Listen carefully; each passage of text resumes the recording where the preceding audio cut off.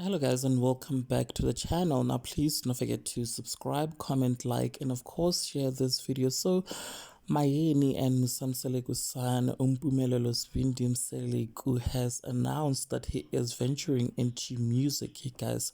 He revealed this on his social media platforms, Instagram to be specific. So Mpumelelo released a sneak peek of his single with Mrango, which is called Idlozi. You guys, he also changed his name to DJ Mpumza.